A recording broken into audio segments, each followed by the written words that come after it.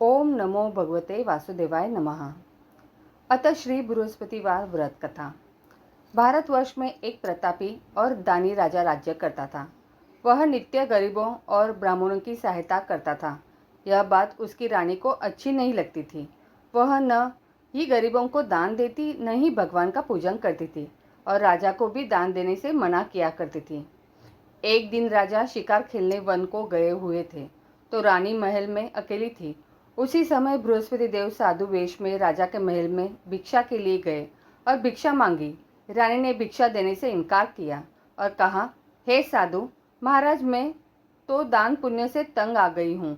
मेरा पति सारा धन लुटाते रहते हैं। मेरी इच्छा है कि हमारा धन नष्ट हो जाए, फिर न रहेगा बांस, न बजेगी बांसुरी। साधु ने कहा, देवी तुम तो बड़ी विचित्र हो। धन संतान तो सभी चाहते हैं, पुत्र और लक्ष्मी तो पापी के घर भी होने चाहिए। यदि तुम्हारे पास अधिक धन है तो भूखों को भोजन दो, प्यासों के लिए प्याऊ बनवाओ, मुसाफिरों के लिए धर्मशालाएं खुलवाओ, जो निर्धन अपनी कुंवारी कन्याओं का विवाह नहीं कर सकते उनका विवाह करा दो। ऐसे और कई काम हैं जिनके करने से तुम्हारा यश लोक परलोक में फैलेगा। परंतु रानी पर उपदेश का कोई प्रभाव न पड़ा। वह बोली, महाराज आप मुझे कुछ न समझाइए। मैं ऐसा धन नहीं चाहती जो हर जगह बांटती फिरूं। साधु ने उत्तर दिया, यदि तुम्हारी ऐसी इच्छा है तो तथास्तु। तुम ऐसा करना कि बृहस्पतिवार को घर लिपकर पीली मिट्टी से अपना सिर धोकर स्नान करना, भट्टी चढ़ाकर कपड़े धोना। ऐसा करने से आपका सारा धन नष्ट हो जाएगा। इतना कहकर वह साधु महाराज वहां से आलोप हो गए। साधु के अनुसार कई बातों को पूरा करते हुए रानी को केवल 3 दिन बृहस्पतिवार ही बीते थे कि उसकी समस्त धन संपत्ति नष्ट हो गई। भोजन के लिए राजा का परिवार तरसने लगा। तब एक दिन राजा ने रानी से बोला कि हे रानी, तुम यही रहो, मैं दूसरे देश को जाता हूँ, क्योंकि यहाँ पर सभी लोग मुझे जानते हैं, इसलिए मैं कोई छोटा कार्य नहीं कर सकता। ऐसा कहकर राजा परदेश चला गया। वहाँ वह जंगल से लकड़ी काटकर लाता और शहर में बेचता। इस तरह वह अपना जीवन व्यतीत करने लगा। इधर राजा के परदेश जाते ही रानी और दासी दुखी रहने लगी। एक बार जब रानी और दासी को 7 दिन तक बिना भोजन के रहना पड़ा, तो रानी ने अपने दासी से कहा, हे दासी, पास ही के नगर में मेरी बहन रहती है। वह बड़ी धनवान है, तो उसके पास जा और कुछ ले आ, ताकि थोड़ी बहुत गुजर बसर हो जाए। दासी रानी की बहन के पास गई।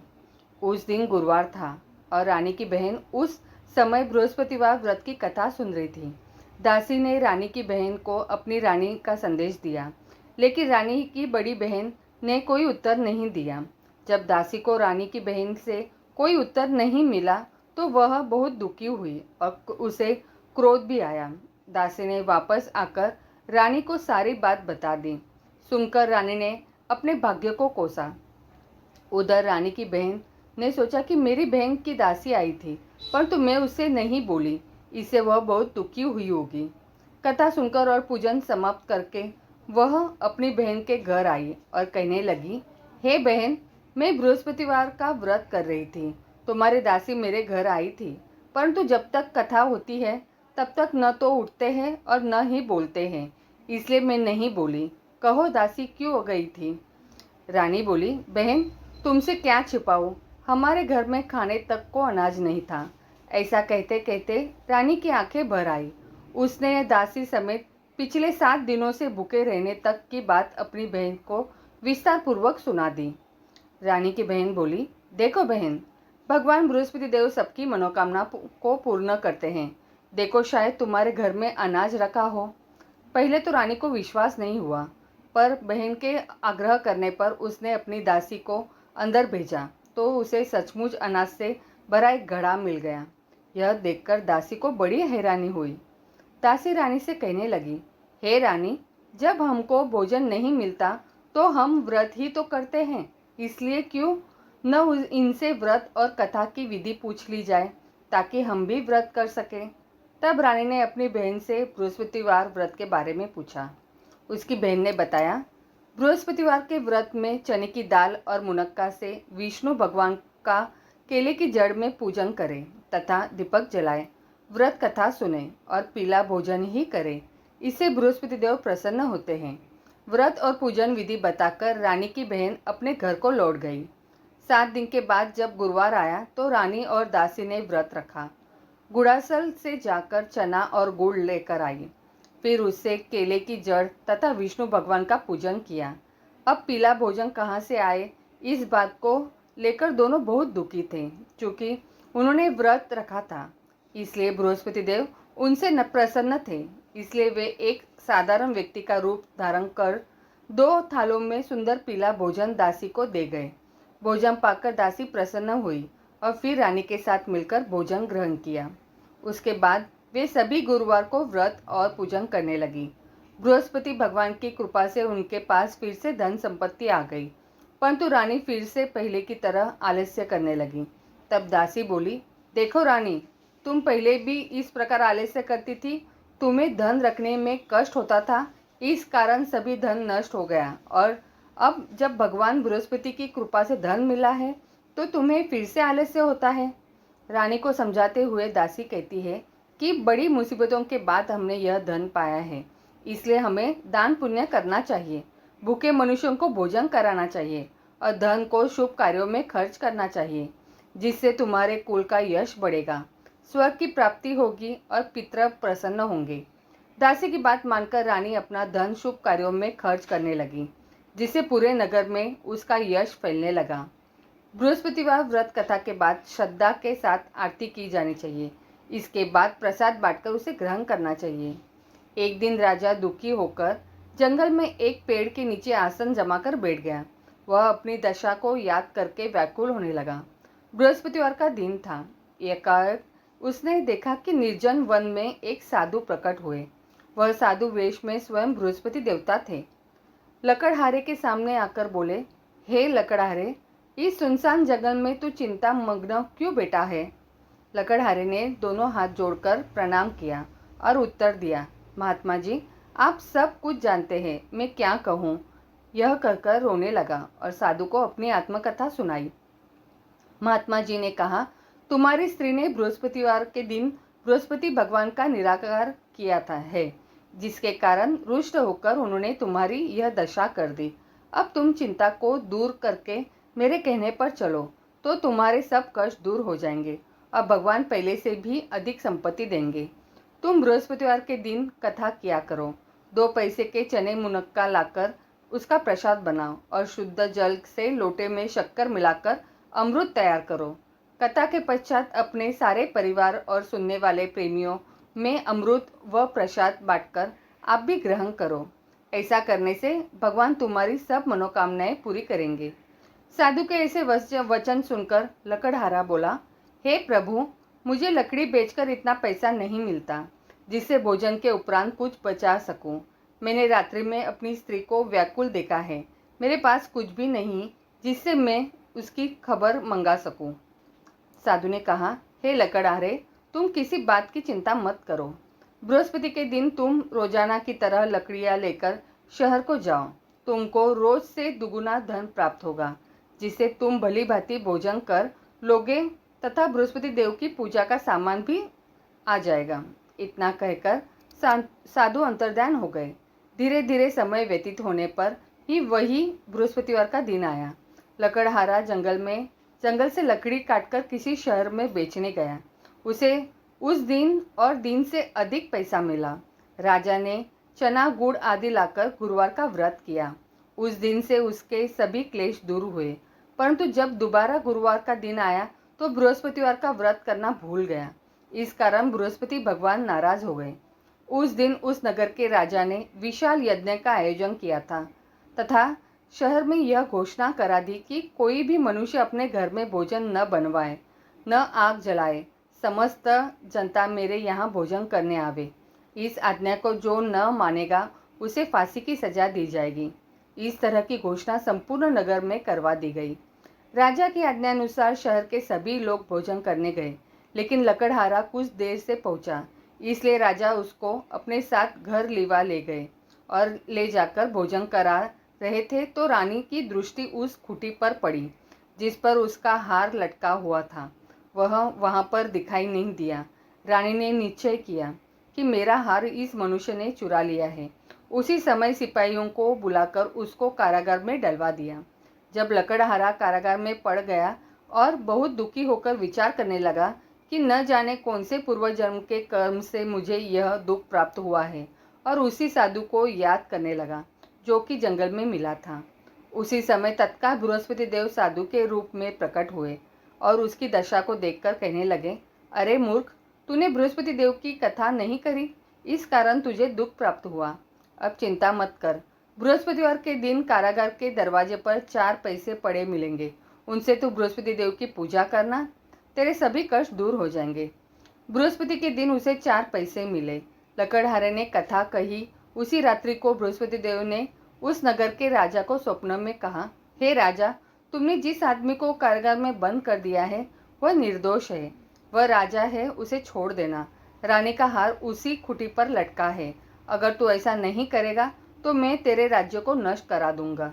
इस तरह रात्रि के स्वप्नों को देखकर राजा प्रातःकाल उठा और खूंटी पर हार देखकर लकड़हारे को बुलाकर क्षमा मांगी तथा लकड़हारे को योग्य सुंदर वस्त्र आभूषण देकर विदा कर दिया।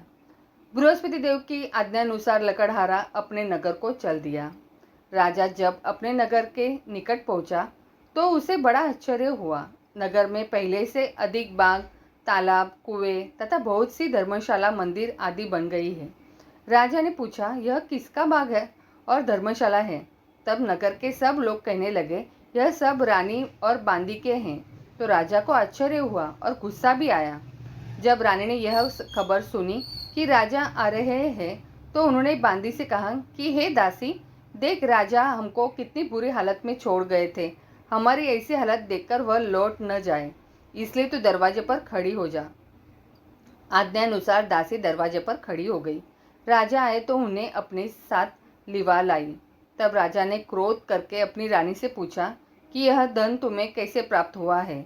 तब उन्होंने कहा, हमें यह सब धन बृहस्पति देव के इस व्रत के प्रभाव से प्राप्त हुआ है। राजा ने निश्चय किया कि 7 रोज बाद तो सभी बृहस्पति देव का पूजन करते हैं, परंतु मैं प्रतिदिन में 3 बार कहानी तथा रोज व्रत किया करूँगा। अब हर समय राजा के दुपट्टे में चने की दाल बंधी रहती था तथा दिन में 3 बार कहानी कहता। एक रोज राजा ने विचार किया कि चलो अपनी बहन के यहाँ हो आवे। इस तरह निश्चय कर राजा घोड़े पर सवार हो अपनी बहन के यहाँ को चलने लगा। मार्ग में उसने देखा कि कुछ आदमी एक मुर्दे को लिए जा रहे। उन्हें रोककर राजा ने कहने लगा, अरे भाइयों, मेरी बृहस्पति देव की कथा सुन लो। वे बोले, लो, हमारा तो आदमी मर गया है, इसको अपनी कथा की पड़ी है। परंतु कुछ आदमी बोले, अच्छा कहो, हम तुम्हारी कथा भी सुनेंगे। राजा ने दाल निकाली और जब कथा आदि हुई कि मुर्दा हिलने लग गया, और जब कथा समाप्त हो गई तो राम राम करके मनुष्य उठकर खड़ा हो गया। आगे मार्ग में उसे एक किसान खेत में हल चलाता मिला। राजा ने उसे देख और उससे बोले, अरे भाइयों, तुम मेरी बृहस्पतिवार की कथा सुन लो। किसान बोला, जब तक मैं तेरी कथा सुनूंगा तब तक 4 हरैया जोत लूँगा। जा अपनी कथा किसी को सुनाना। इस तरह राजा आगे चलने लगा। राजा के हटते ही बैल पछाड़ खाकर गिर गए तथा किसान के पेट में बड़ी जोर का दर्द होने लगा। उस समय उसकी माँ रोटी लेकर आई। उसने जब यह देखा तो अपने पुत्र से सब हाल पूछा और बेटे ने सभी हाल कह दिया। तो बुढ़िया दौड़ी दौड़ी उस घोड़सवार के पास गई और उससे बोली कि मैं तेरी कथा सुनूंगी, तो वो अपनी कथा मेरे खेत पर चलकर ही कहना। राजा ने बुढ़िया के खेत पर जाकर कथा कही, जिसके सुनते ही वह बैल उठ खड़ा हुए तथा किसान के पेट का दर्द भी बंद हो गया। राजा अपनी बहन के घर पहुंचा। बहन ने भाई की खूब मेहमानी की। दूसरे रोज प्रातःकाल राजा जगा तो वह देखने लगा कि सब लोग भोजन कर रहे हैं। राजा ने अपनी बहन से कहा, ऐसा कोई मनुष्य है जिसने भोजन नहीं किया हो? मेरी बृहस्पतिवार की कथा सुन ले। बहन बोली, हे भैया, यह देश ऐसा है कि पहले यहाँ लोग भोजन करते हैं, बाद में अन्य काम करते हैं। अगर कोई पड़ोस में हो तो देख आऊँ। वह ऐसा कर कर देखने चली गई, परंतु उसे कोई ऐसा व्यक्ति नहीं मिला जिसने भोजन न किया हो। अंततः वह एक कुम्हार के घर गई जिसका लड़का बीमार था। उसे मालूम हुआ कि उनके यहाँ 3 रोज से किसी ने भोजन नहीं किया। रानी ने अपने भाई की कथा सुनने के लिए कुम्हार से कहा। वह तैयार हो गया। राजा ने जाकर बृहस्पतिवार की कथा कही, जिसको सुनकर उसका लड़का ठीक हो गया। अब तो राजा की प्रशंसा होने लगी। एक रोज राजा ने अपनी बहन से कहा कि हे बहन, हम अपने घर को जाएंगे, तुम भी तैयार हो जाओ। राजा की बहन ने अपनी सास से कहा। सास ने कहा, चली जा, परंतु अपने लड़के को मत ले जाना, क्योंकि तेरे भाई के कोई औलाद नहीं है। बहन ने अपने भैया से कहा, हे भैया, मैं तो चलूँगी, पर कोई बालक नहीं जाएगा। राजा बोला, जब कोई बालक नहीं चलेगा तब तुम ही क्या करोगी। बड़ी दुखी मन से राजा अपने नगर को लौट आया। राजा ने अपनी रानी से कहा, हम निर्वंशी हैं, हमारा मुँह देखने का धर्म नहीं है और कुछ भोजन आदि नहीं किया। रानी बोली, हे प्रभु, बृहस्पति देव ने हमें सब कुछ दिया है, वह हमें औलाद अवश्य देंगे। उसी रात को बृहस्पति देव ने राजा से स्वप्न में कहा, हे राजा, उठ, सभी सोच त्याग दे, तेरी रानी गर्भ से है। राजा की यह बात सुनकर बड़ी खुशी हुई। 9 महीने में उसके गर्भ से एक सुंदर पुत्र पैदा हुआ। तब राजा बोला, हे रानी, स्त्री बिना भोजन के रह सकती है, पर बिना कहे नहीं रह सकती। जब मेरी बहन आवे, तुम उसे कुछ कहना मत। रानी से सुनकर हाँ कर दिया। जब राजा की बहन ने यह शुभ समाचार सुना तो वह बहुत खुश हुई तथा बधाई लेकर अपने भाई के यहाँ आई। तभी रानी ने कहा, घोड़ा चढ़कर तो नहीं आई, गधा चढ़ी आई। राजा की बहन बोली, भाभी, मैं इस प्रकार न कहती तो तुम्हें औलाद कैसे मिलती। बृहस्पति देव ऐसे ही जैसी जिसकी मन में कामनाएं हैं सभी को पूर्ण करते हैं। जो सद्भावना पूर्वक बृहस्पतिवार का व्रत करता है एवं कथा पढ़ता है अथवा सुनता है, दूसरों को सुनाता है, बृहस्पति देव उसकी भी सभी मनोकामना पूर्ण करते हैं। तो बोलो बृहस्पति देवता की जय। ओम नमो भगवते वासुदेवाय नमः।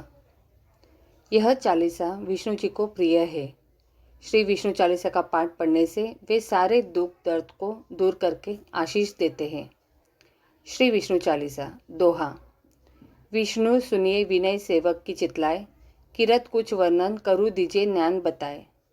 चौपाई।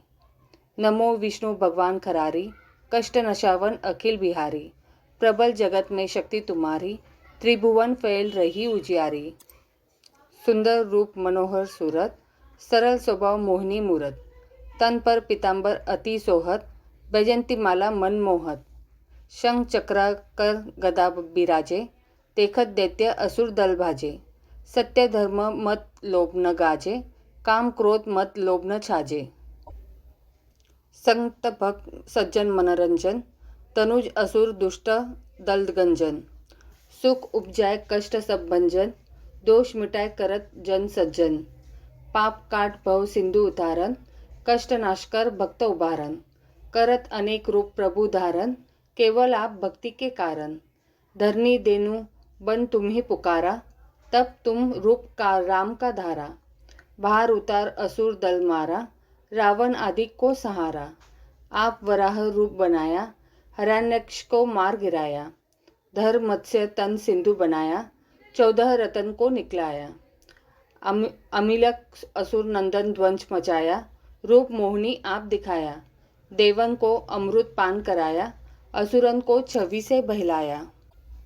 कुर्म रूप धर सिंधु मजाया, मंद्राचल गिरी तुरंत उठाया। शंकर का तुम फंद छुड़ाया, भस्मासुर को रूप दिखाया। वेदरों को जब असुर डुबाया, कर प्रबंध उन्हें ढूंढवाया। मोहित बनकर खली नचाया, उसी कर से भस्म कराया। असुर जलधर अति बदलाई, शंकर से उन किन्ह लड़ाई। हार पार शिव सकल बनाई, किन सती से छल खल जाई। सुमिरन किन तुम्हें शिवरानी, बतलाई सब विपत कहानी। तब तुम बने मुनीश्वर ज्ञानी, वृंदा की सब सुरती भुलानी। देखत तीन दनुजु सैतानी, वृंदा आए तुम्हें लपटानी। हो स्पर्श धर्म क्षति मानी, हना असुर उर शिव शैतानी। तुमने ध्रुव प्रहलाद उबारे, हिरणाकुश अधिक खल मारे। गणिका और अजामिल तारे, बहुत भक्त भव सिंधु उतारे। हरू सकल संताप हमारे, कृपा करू हरि सिरजन हारे। देखूं मैं निज दर्श तुम्हारे, दीन बंधु भक्तन हितकारे। चहत आपका सेवक दर्शन, करूँ दया अपनी मधुसूदन। जानू नहीं योग्य जप पूजन, होय यज्ञ स्तुति अनुमोदन। शील दया संतोष सुलक्षण, विदित नहीं व्रत बोध विलक्षण। करूँ आपका किस विधि पूजन, कुमति विलोक होत दुख भीषण। करूँ प्रणाम कौन विधि सुमिरन, कौन भांति में करूँ समर्पण। सूर मुनि करत सदा सेवकाई, हर्षित रहत परम गति पाई। दीन दुखित पर सदा सहाई, निज जन लावे अपनाई। पाप दोष संताप नशाओ, भव बंधन से मुक्त कराओ। सुख संपत्ति दे सुख उपजाओ, निज चरणजन का दास बनाओ। निगम सदा ये विनय सुनावे, पढ़े सुने जो जन सुख पावे। इति श्री चालीसा संपूर्णम।